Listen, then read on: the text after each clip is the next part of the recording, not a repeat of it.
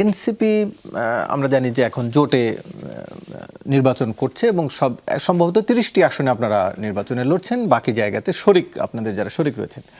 কিন্তু গণভোটের জন্য প্রচার চালাতে অ্যাম্বাসেডর নিয়োগ দেওয়া হবে বাকি আসনগুলোতে, যেহেতু এখানে প্রার্থী আছেই। এমনিতেই তো যেহেতু শরিক জোটের প্রার্থী থাকবেন, তার পক্ষে তো কাজ করারই কথা, যেটা জোটের নিয়ম যা বলে। আলাদা করে অ্যাম্বাসেডর দেওয়ার প্রয়োজন কেন পড়ছে আসলে? জি, ধন্যবাদ আপনাকে, সম্মানিত সহ-আলোচকবৃন্দ এবং দর্শকদেরকে শুভেচ্ছা। এখানে একটু কারেকশন দেই শুরুতে, সেটা হচ্ছে যে জোট না, আমরা একটা আসন সমঝোতার কথা আমরা শুরুতেই বারবার বলেছি। যদিও অন্যদের পক্ষ থেকে জোটের কথা বলা হয়েছে, আমরা এটার সাথে একমত নই।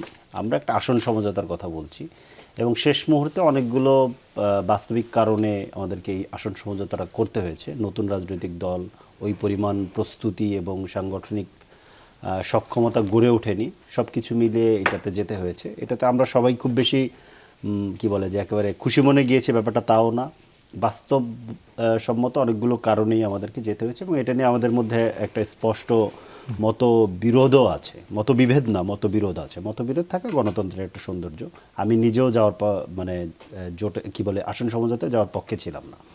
তো যাই হোক, এখন আমাদের যে জায়গাটা, যেই কারণে আমরা পক্ষে অনেকেই ছিলাম না, আমরা যে কারণে একটু ছোট করে আসন সমঝোতা আর জোটের মধ্যে কোন জায়গাটাতে ফারাক আপনারা? এটা কোনো রাজনৈতিক দৃশ্যমান ফারাক, এটা কোনো রাজনৈতিক জোট না। নির্বাচনকে সামনে রেখে কৌশলগত কারণে যে এই আসন আমাদের প্রার্থী থাকবে, ওই আসন আমাদের প্রার্থী থাকবে না, ভোটের পরে আবার আলাদা হয়ে যাবে, অন্যদের প্রার্থী থাকবে, এতটুকুই, আপাতত এতটুকুই। এর বাইরে এখন পর্যন্ত কোনো কমিটমেন্ট কিংবা অন্য কোনো কিছু নাই। জোট তো একটা লম্বা ব্যাপার, তাদের রাজনৈতিক কর্মসূচি থাকে একত্রে, ঘোষণা থাকে একত্রে, একসাথে অনেকগুলো আন্দোলনের কর্মসূচি থাকে, যদি সরকার গঠন করতে পারে তাদের একত্রে ইশতেহার থাকে, অনেকগুলো ফ্যাক্টর থাকে, সেইগুলো এখনও কোনো কিছুই হয়নি। তো সেই জায়গা থেকে আমরা এটাকে সমঝোতা বলছি। এখন আমাদের জন্য যেই জায়গাটা আমরা ওই সময় বিরোধিতা করেছি কিংবা আমরা চেয়েছিলাম যে একক নির্বাচন করতে, ইভেন আমরা কিন্তু নভেম্বরের শুরু থেকে একক নির্বাচন করার জন্যই প্রস্তুতিও নিয়েছি।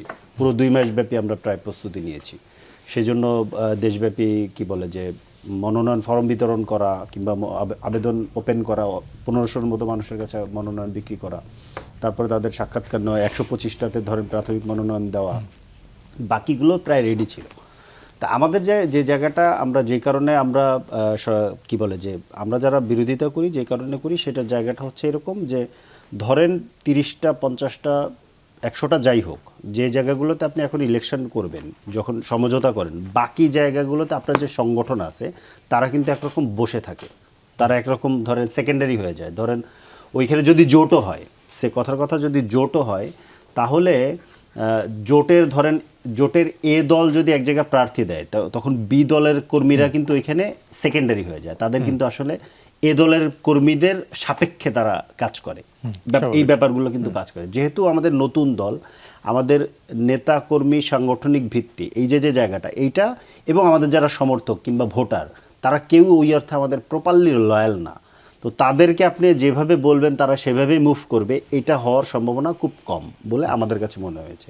আর একটা জিনিস যেটা, সেটা হচ্ছে যে মানে ধরেন নতুন একটা রাজনৈতিক জনগোষ্ঠীর উত্থান তো জুলাই গণঅভ্যুত্থানের মধ্য দিয়ে হয়েছে, যারা একটা নতুন রাজনৈতিক দলকে সমর্থন দিয়েছে। এই পুরনো বাকি দলগুলো তো বাংলাদেশে ইতিমধ্যেই ছিল, এমন তো না যে এই দলগুলো নতুন করে এসছে। নতুন করে আসা জাতীয় রাজনীতিতে অন্যতম বড় রাজনৈতিক দল এনসিপি, তাদেরকে যে সমর্থন দিয়েছে, এই এত দল থাকার পরেও, তার মানে হচ্ছে যে এখানে একটা নতুন রাজনৈতিক জনগোষ্ঠীর উত্থান ঘটেছে। এই যে নতুন রাজনৈতিক জনগোষ্ঠী, তাদের একটা এজেন্সি আছে, সেই এজেন্সিটা আছে এনসিপির কাছে জমা দিয়েছে, খেয়াল করেন, তার মধ্য দিয়েই তো এনসিপি গঠিত হওয়া।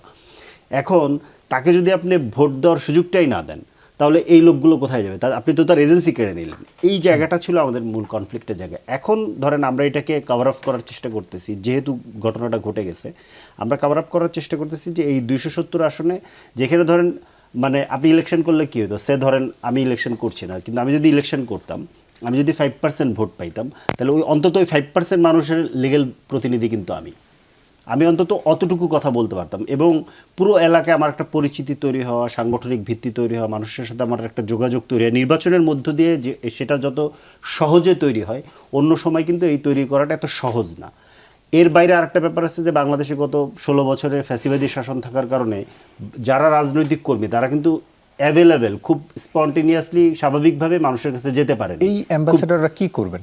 এই অ্যাম্বাসেডররা প্রধানত জুলাই সনদের পক্ষে প্রচারণা চালাবেন, জুলাই সনদের পক্ষে কি চেঞ্জ জুলাই সনদে আসতেছে সেটা ঘরে ঘরে যে বোঝানো, এবং এই জুলাই সনদ বাস্তবায়ন হলে কিংবা হ্যাঁ ভোট জয়যুক্ত হলে আমাদের এখানে রাষ্ট্রের কি কি কাঠামোগত পরিবর্তন হচ্ছে সেগুলো বোঝানো, এবং জুলাইয়ের মধ্য দিয়ে যে রাজনৈতিক শক্তির উত্থান হয়েছে কিংবা জনগণ তার যতটুকু শক্তির ক্লেম করেছে এইটাকে সে যে বাস্তবায়ন করার জন্য গণভোট সে যখন দিবে, বুঝতে পারছি। তার মধ্য দিয়ে গণভোটের মধ্য দিয়ে কি হচ্ছে, সে কিন্তু মোট কথা গণভোটের পাওয়ার, পক্ষে সে হ্যাঁ ভোটের পক্ষে হ্যাঁ সে কনস্টিটিউয়েন্ট প্রচারণা পাওয়ার চালাবে। কিন্তু সে পরবর্তী পার্লামেন্টের হাতে তুলে দিচ্ছে। এটা কিন্তু তার একদম সুপ্রিম আমি আপনার পাওয়ার, কাছে এইটা আবার- তো জনগণকে বোঝাতে হবে।